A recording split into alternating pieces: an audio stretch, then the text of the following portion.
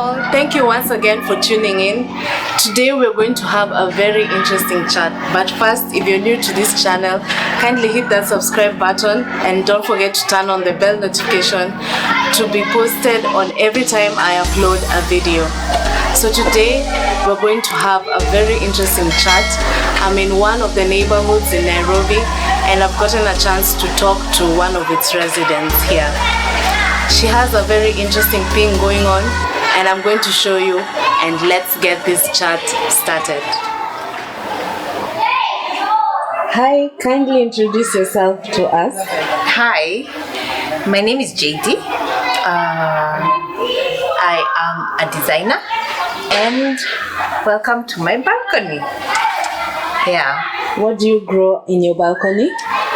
So I was trying very many different things. So I have various things. I have pumpkin, I have tomatoes, I have spinach, I have strawberries, I have rosemary. I used to have dania, but I ate it all. Okay, can you tell us why urban farming? So this idea came because we were at home most of the time. At that time I was fully at home and my kids were at home as well since COVID started, and we had some pots which we never got the time to plant flowers. You know how guys like planting flowers at their balconies. So we decided to get soil, so we got soil. Then I asked a friend of mine to get us something manure, but we didn't know exactly what we were going to plant. And eventually we got some seeds, and so we just started planting food. Yeah, food plants. Yeah, instead of flowers. So that's just how it started out. Tell me about the soil. So we got the soil from Ashamba in Gong. We just got a whole gunia. Yeah, so we just got a whole gunia of soil, and at that time we had like 2 pots, and then they were full of some other soil that we had used before. We had some house plants. So we put soil in it, then we got some other pots, and then we still had so much soil. So we cut up some bottles, some water bottles, the 20-liter water bottles. Oh wow, so interesting. Tell me what you used for the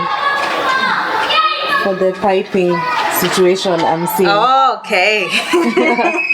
So when our plants started getting bigger, especially the tomatoes, because we had planted in the pots and also in the water bottles that we had cut up. When they started getting taller and bigger, we noticed that they were fighting for space. So we just decided to go to a hardware, get some piping, and and arrange it in this way so that each opening can take up some soil, and then we transplanted the tomato plants, and that's how we got a lot more tomatoes. That was the story. I know, like we all know the current situation that we are facing. So how has the COVID affected or contributed to your decision for urban farming in your balcony? Yeah, actually I remember when we had just started, there's a lady who came in from the government announcing that we should have kitchen gardens in our balconies, and I was like, dude, I beat you to it. But yeah, so the period of staying home actually allowed us time to think and to actually cultivate and enjoy the process. Yeah, so COVID really helped us to think out of the box because we had more time to think and to sit and to look at our balcony and think, what do we want from here? Yeah. So it also helped with, what can I say, labor. Because I get my children to water the plants and sometimes to prune and to just take an interest because they also planted some seeds and it's actually a good learning tool for them. Tell me more about the involvement of your children in urban farming. Okay, so obviously we decided to involve them in planting because they were curious and they asked and they wanted to be involved. So we decided to involve them in planting, and that interest grew as the plants are growing. They are interested to know, when are we gonna get tomatoes from this? When are we going to get pumpkins? We're still waiting though. When are we going to get anything? Can we eat the spinach? When all these questions, and when are the strawberries going to sprout? So that helps them to learn about the process. Yeah. So, and also the duty of watering keeps them busy and reminds them that they have something that they have to take care of. So has this decision enhanced your life and your family's life in any way? Kindly expound on that. Yeah, totally. It has because we are all interested in the fruit that we are waiting for. And it's funny when the Bible says that a tree shall be known by its fruit. It's funny how long it takes for the fruit to come. You really wait. You take your time, you cultivate it, you put so much work to it. And when the fruit comes, however little, however small it is, it really helps you. And it has shown me something about our diet. And everything has its challenges. Tell us about any challenges you've come across or faced with the urban farming. So I don't know if I'll call them challenges or more like teaching moments. They help us to learn more about what quality of life we're living. So where I live, we have borehole water, and we noticed for a while that the plants weren't doing so well. So we tried to investigate. We did some research, and it turns out the borehole water was actually bad for it, and not just bad for the plants, but bad for us as well. Oh, wow. So we got what is it called?